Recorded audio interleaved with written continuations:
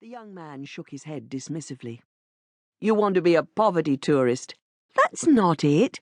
You want to be able to go home and tell your friends about the terrible things you've seen, how they have no idea of the suffering, and all we have given you is Coca-Cola and air conditioning.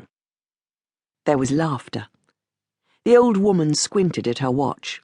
It was almost 11:30. She had been asleep almost an hour. Her granddaughter, beside her, was leaning forward between the two front seats.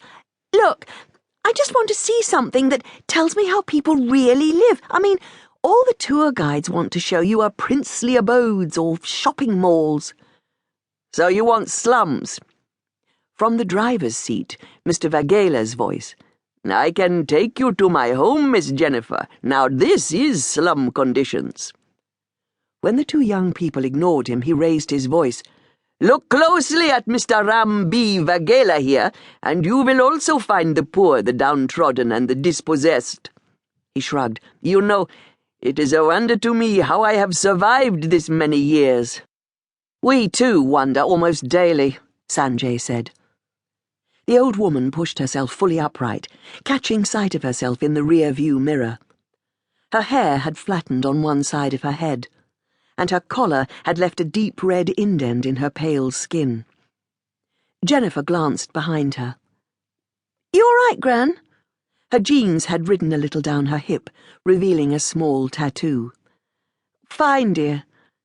Had Jennifer told her she'd got a tattoo? She smoothed her hair, unable to remember. I'm terribly sorry. I must have nodded off. Nothing to apologize for, said Mr. Vagela. We mature citizens should be allowed to rest when we need to. Are you saying you want me to drive, Ram? Sanjay asked. No, Mr. Sanjay, sir. I would be reluctant to interrupt your scintillating discourse. The old man's eyes met hers in the rear-view mirror. Still fogged and vulnerable from sleep, the old woman forced herself to smile in response to what she assumed was a deliberate wink. They had, she calculated, been on the road for nearly 3 hours. Their trip to Gujarat, her and Jennifer's last-minute incursion into the otherwise hermetically scheduled touring holiday, had started as an adventure. My friend from college, Sanjay, and his parents have offered to put us up for a couple of nights, Gran. They've got the most amazing place, like a palace. It's only a few hours away. And ended in near disaster, when the failure of their plane to meet its scheduled slot left them only a day in which to return to Bombay to catch their connecting flight home. Already exhausted by the trip, she had despaired privately. She had found India a trial, an overwhelming bombardment of her senses, even with the filters of air-conditioned buses and 4-star hotels, and the thought of being stranded in Gujarat, even in the palatial confines of the Singh's home, filled her with horror.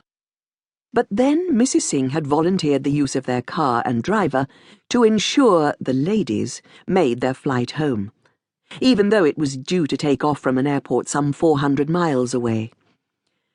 You don't want to be hanging around at railway stations, she said, with a delicate gesture towards Jennifer's bright blonde hair. Not unaccompanied. I could drive them, Sanjay had protested.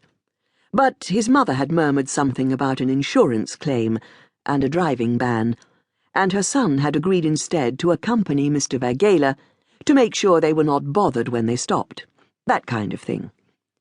Once it had irritated her, the assumption that women travelling together could not be trusted to take care of themselves. Now she was grateful for such old-fashioned courtesy. She did not feel capable of negotiating her way alone through these alien landscapes, found herself anxious with her risk-taking granddaughter, for whom nothing seemed to hold any fear. She had wanted to caution her several times, but stopped herself, conscious that she sounded feeble and tremulous. The young are right to be fearless, she reminded herself. Remember yourself at that age. Are you okay back there, madam? I'm fine, thank you, Sanjay. Still a fair way to go, I'm afraid. It's not an easy trip. It must be very arduous for those just sitting, muttered Mr. Vagela. It's very kind of you to take us. Jay, look at that! She saw they had come off.